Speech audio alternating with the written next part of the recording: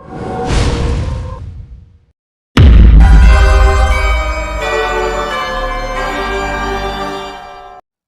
Friends, आपका स्वागत है स्मार्ट लीगल एजुकेशन चैनल में। मैं प्रशांत शर्मा। जिन्होंने भी अभी तक इस चैनल को सब्सक्राइब नहीं किया है, पहले सब्सक्राइब कर लें और साथ ही में बेल आइकन को प्रेस कर लें ताकि आने वाले वीडियो के नोटिफिकेशन आपको समय समय पर मिलते रहें। तो चलिए शुरू करते हैं आज का वीडियो। भारतीय साक्ष्य अधिनियम 1872 अध्याय 10 है साक्ष्यों की परीक्षा के विषय में। अध्याय 10 के अंतर्गत धारा 135 से लेकर 166 तक सम्मिलित की गई है।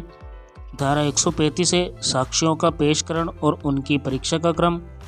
धारा 136 के अंतर्गत है न्यायाधीश साक्ष्य की ग्राह्यता के बारे में निश्चय करेगा। धारा 137 है मुख्य परीक्षा। धारा 138 है परीक्षाओं का क्रम। धारा 139 है किसी दस्तावेज को पेश करने के लिए सम्मिलित व्यक्ति की प्रति परीक्षा। धारा 140 है शील का साक्ष्य देने वाले साक्षी। धारा 141 है सूचक प्रश्न। धारा 142 है उन्हें यानी सूचक प्रश्न कब नहीं पूछना चाहिए। धारा 143 है उन्हें यानी सूचक प्रश्न कब पूछा जा सकेगा। धारा 144 में है लेखबद्ध विषयों के बारे में साक्ष्य। धारा 145 है पूर्वतन लेखबद्ध कथनों के बारे में प्रति परीक्षा। धारा 146 है प्रति परीक्षा में विधिपूर्ण प्रश्न। धारा 147 के अंतर्गत है साक्षी को उत्तर देने के लिए कब विवश किया जाए। धारा 148 है न्यायालय विनिश्चित करेगा कि कब प्रश्न पूछा जाएगा और साक्षी को उत्तर देने के लिए कब विवश किया जाएगा। धारा 149 है युक्तियुक्त आधारों के बिना प्रश्न न पूछा जाएगा। धारा 150 के अंतर्गत है युक्तियुक्त आधारों के बिना प्रश्न पूछे जाने की अवस्था में न्यायालय की प्रक्रिया। और धारा 151 है अशिष्ट और कलंकात्मक प्रश्न। धारा 152 है अपमानित या क्षुब्ध करने के लिए आशित प्रश्न। धारा 153 है सत्यवादिता परखने के प्रश्नों के उत्तरों का खंडन करने के लिए साक्षी का अपवर्जन। धारा 154 है पक्षकार द्वारा अपने ही साक्षी से प्रश्न। धारा 155 है साक्षी की विश्वसनीयता पर अधिक्षेप।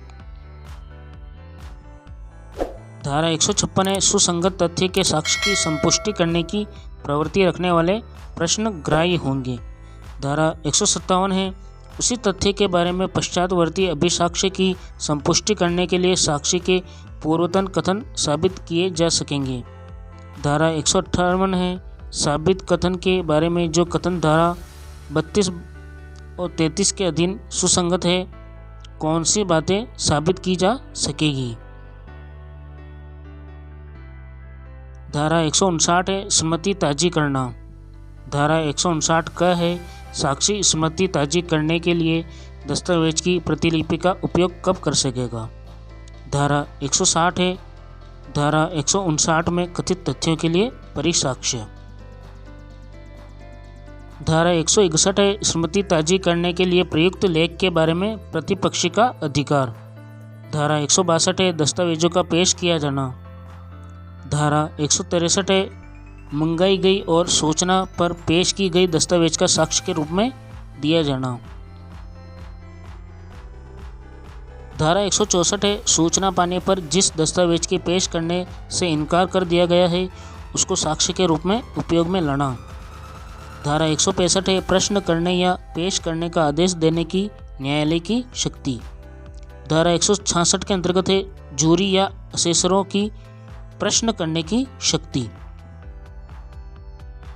भारतीय साक्ष्य अधिनियम 1872 का अंतिम अध्याय 11 है। अध्याय 11 के अंतर्गत साक्ष्य के अनुचित ग्रहण और अग्रहण के विषय में बताया गया है। अध्याय 11 के अंतर्गत धारा 167 को सम्मिलित किया गया है। धारा 167 है साक्ष्य के अनुचित ग्रहण या अग्रहण के लिए नवीन विचारण नहीं होगा।